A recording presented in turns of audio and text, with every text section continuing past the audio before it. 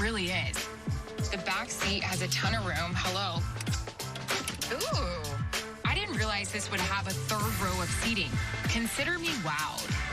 Discover what you'll love about the 2024 3-row QX60 with Infinity Premium Care, included only at your local retailer. I was injured in a car crash. I had no idea how much my case was worth. Call the Barnes firm to find out what your case could be worth. We will help you get the best result possible. 1-800-8-million.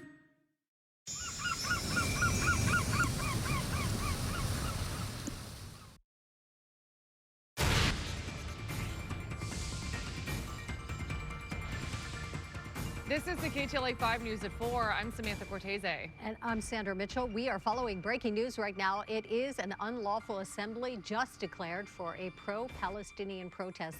This is the campus of UC Irvine. Gil Levis is in Sky 5 with the details. Hi, Gil. Hi, Sam and Sandra. You're looking at that encampment here. It's a pro-Palestinian encampment set up on the campus of UCI. Now, as I come out to a wider shot and tilt down, you can see that walkway there. That encampment is set up next to the physical science lecture hall.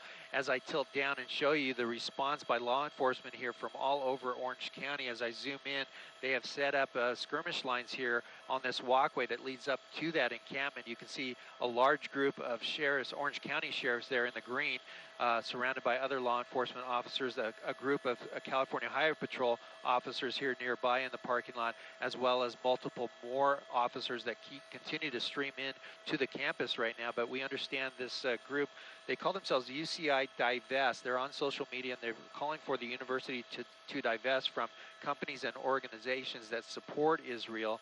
And as you mentioned, the police have determined this gathering to be an unlawful assembly and have likely issued a dispersal order at this point to the crowd. But so far it looks like there's quite a few protesters here that actually seem to be on the outside of that encampment. They have set up a makeshift wall around the quad area here. As I zoom around and show you that, you can see the wall there, makeshift wall all around that ties it to the physical science lecture hall itself. So a lot of people here on the outside of that wall. You can see this group here, they are locking arms there in unison there, and the police that have moved into the campus somewhat. But at this point, it's unclear what the next step is for the law enforcement officers here, what they're going to do, if they're going to move in soon or not. But we haven't seen any more activity other than what you see here. They gathered here first, and then another team of officers there in the parking lot, as well as that small group of officers there on that walkway. But again, a lot of students on campus here. It's unclear if this is all protesters or not. That's the latest overhead up in Sky 5. I'll send it back to you in the studio.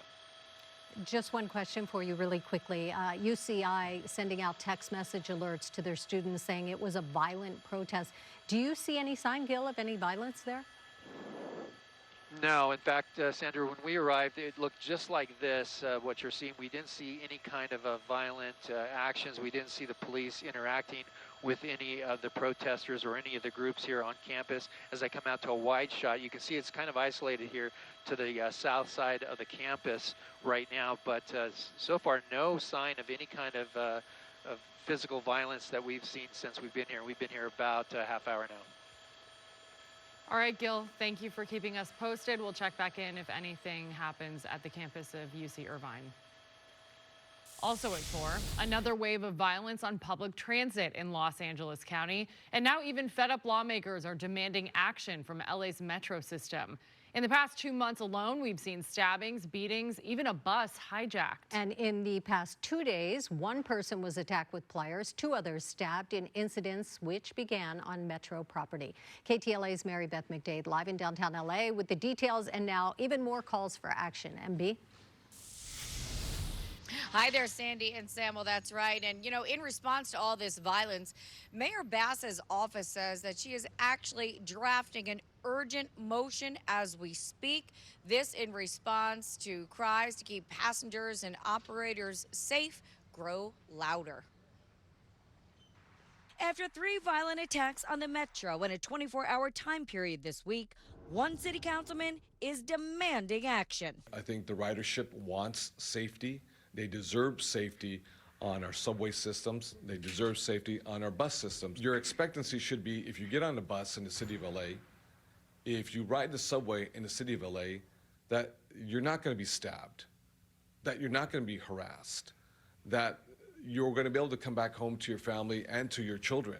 Just in the past 2 months, we've seen a bus hijacking in downtown LA on March 21st, 2 separate stabbings on April 13th. A rider stabbed to death on April 22nd, 2 more stabbings this past Monday, and on Tuesday, a man arrested after allegedly attacking someone with pliers on a bus. A good number of the perpetrators of these crimes are severely mentally ill, and they need help. It's not only the commuters worried about riding the metro, so too are those operating the trains and buses. You know, I had passengers on there who was harming other passengers, attacking other passengers, verbally attacking me, threatening me, and I would call dispatch, do the steps that they taught us to take to get help. And it's been several times where help never arrived. The Metro Board's Finance, Budget, and Audit Committee is meeting today, and safety concerns are on the minds of many in attendance. Police are also not equipped to address the needs of the 800 unhoused people riding Metro every night. We need more outreach workers who are 27 times more effective at placing these riders into housing. And we're going to have more from that meeting coming up at 5 o'clock. The public comment just began. That was probably only the third person speaking there. Now, as for Mayor Bass's motion, which she is co-authoring, we are told that it is going to be presented to the board next week, and it is going to increase the presence and visibility of law enforcement on buses and trains in order to keep passengers and operators safe. That's going to do it for us here at Union Station. Mary Beth McDade, we'll send back to you guys in the studio. All right, Mary Beth, thank you. A dangerous intersection causing problems for homeowners in Burbank. Earlier today, you could see this car that crashed into the side of the home at the corner of Buena Vista and Van Owen Streets. And this is not the first time that home has been hit and damaged. In fact, the area has been known for decades as a bad area for crashes. KTLA's Jean Kang joins us live from Burbank with more. Hello, Jean. Hi, Sandra and Sam. We have new Ring video that shows the moment that a Tesla smashes into the side of the house right here in Burbank behind me. And as we talk to neighbors, they say this is an ongoing problem for decades. Watch the top left corner of your screen. Instead of turning from Van Owen Street to Buena Vista Street, the car goes straight into Regina Reyes's garage. From what I've heard, instead of pressing the brakes, they accelerated. These images from Sky 5 show the chaos in their front yard. Reyes says her family has lived in Burbank for 2 decades. Lucky nobody was home. We just left the house a few minutes before because I wanted to go to the store to return something. Next door neighbor Mauricio Morales heard a loud noise. I was in the back. They got here. He called the Reyes family and told them police were at their front door. Michael Castro captured the Ring video. My camera caught a scream, and then it hit the garage. We're told people in the Tesla were hurt, but not badly. Castro's family has lived here since the 1950s. He says drivers speed, drive drunk, and are often reckless.